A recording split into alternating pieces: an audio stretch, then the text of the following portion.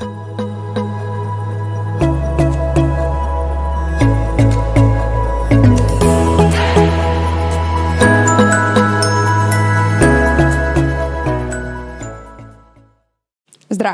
Добродојдовте во новата епизода од нашиот подкаст. Денеска зборуваме за трудовото право, но не од перспектива на професори, политичари или суди, туку токму од нашата перспектива, перспективата на студентите. Останете со нас, затоа што оваа епизода носи искрени мислења, реални искуства и многу прашања што вреди да се слушнат. Тука сме со Викторија и Марија. Добро дојдовте. Која е Викторија и како дојдовте до идејата да го продолжите своето образование во трудовото право? Здраво, Луна, добро ве најдов. Јас сум Викторија, студент по мастерот на трудово право на Правниот факултет Јустинијан I. Зошто го одбрав мастерот трудово право е многу интересно прашање за мене, бидејќи сум студент кој што студирал не само на Правниот факултет, туку и на ФИНКИ, и тоа на смерот за софтверско инженерство и информатички системи, тоа не една, туку 2 години. И кога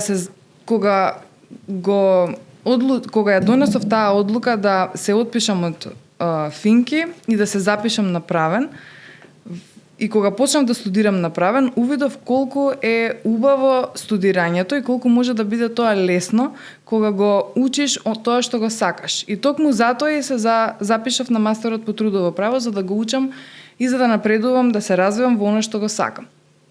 И 3 главни причини имам зашто се запишав на мастерот по трудово право, а тоа е првата причина е бидејќи ми беше најинтересен предмет во текот на моите додипломски студии.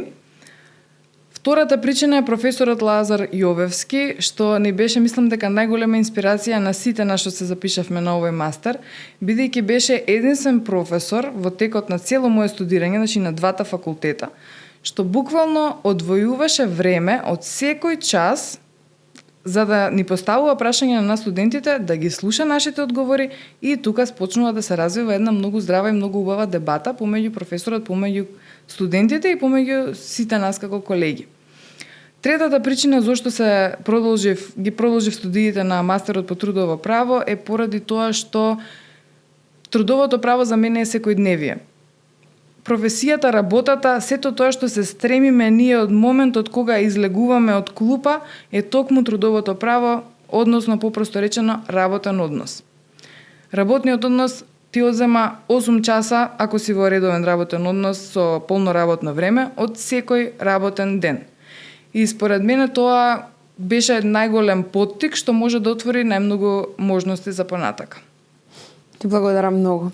А која е Марија и како дојдовте вие до идејата да го продолжите вашето образование во трудово право? Добар ден, пред се ви благодарам на поканата.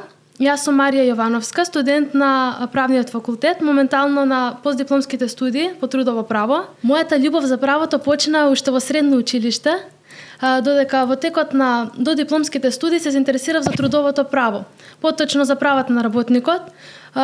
Трудовото право ми изгледаше како право кое што има најдопирна точка до секојдневниот живот. Ви благодарам многу. Што е тоа што најмногу ве привлече во областа на трудовото право? Мене лично во областа на трудовото право најмногу ме привлече секојдневната допирна точка што го има буквално секој човек и не само работник, туку бидејќи трудовото право упфаќа и социјални права и така натаму, дискриминација, значи не само допирната точка со работникот и со работниот однос, туку буквално со секоја сфера, секојдневноста, честоста на трудовото право, што може да навлезе во секоја сфера на општеството и секаде да се пронајде. Секој од нас порано или покасно ќе биде дел од некоја работна средина, затоа поблиску сакав да видам како функционира овој систем. Викторија, дали се гледаш себе како правник кој се бори за работничките права и зошто?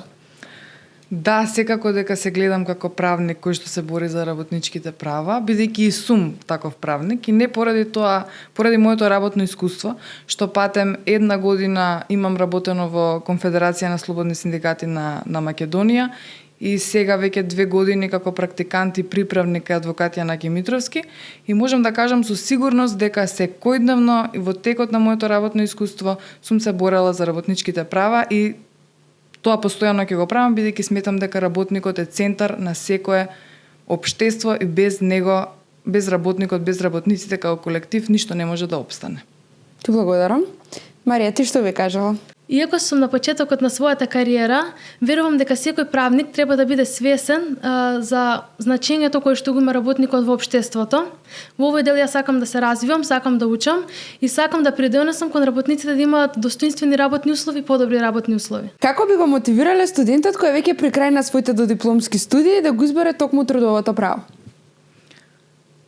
Верувам дека мотивација за секој студент кога прави било каков избор е да го избере токму тоа што го сака, бидејќи како што кажав и претходно, кога го учиш, кога го студираш тоа што го сакаш, тоа оди премногу лесно. Не приметно брзо. А за трудовото право, единствена мотивација што можам да ја понудам е таа дека трудовото право може да се пронајде во секој сектор, во секоја област и во секоја сфера, бидејќи сите тие професии, области, работи имаат едно нешто заедничко, тоа е работниот однос.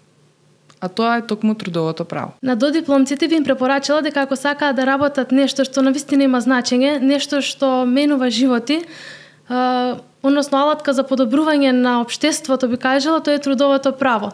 Тука го памтам и првиот збор на професорот Лазар на нашиот прв час, кој што кажа дека трудовото право е право на животот.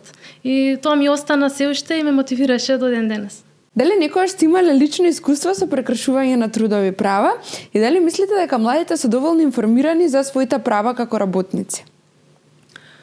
Јас во сите 3 години работно искуство, лично, значи кон мене, не сум имала случај да ми се прекршени трудовите права, меѓутоа на мои блиски луѓе, да, и тоа секојдневни случаеви на прекршување на трудови права. Што можам да кажам за тоа? Младите, што туку излезени од факултет, значи дипломирани студенти и потенцијални вработени, не само од правната област, туку и од сите области, најчесто од IT индустријата, се многу често злоупотребени. Бидејќи им наметнуваат да подпишуваат многу ригорозни договори за вработување, што како студент, како некој што му е прво работно искуство, ќе изгледа привлечно, но тоа може да биде и она ланец што подоцна ќе те укотви на едно место и нема да можеш да мрднеш понатака, да се развиваш во кариерата, токму поради тоа што не си го разбирал тоа што го читаш, што не знаеш што подпишуваш при вработување, со договорот за вработување. Исто така, ангажманите за практиканство, за волонтерство, за приправништво, тие се многу нерегулирани, ниту со закон, ниту во пракса. Јас искрено сум една од привилегираните да сум во редовен работен однос, меѓутоа над 80% од студентите излезени од факултет, дипломирани правници, а некои магистрирани, па сигурно 5-6 години не се во работен однос, односно работат со договори на дело и слични алтернативни договори, односно работат без да им се вметнува во стаж. Тоа е еден од најголемите проблеми според мене.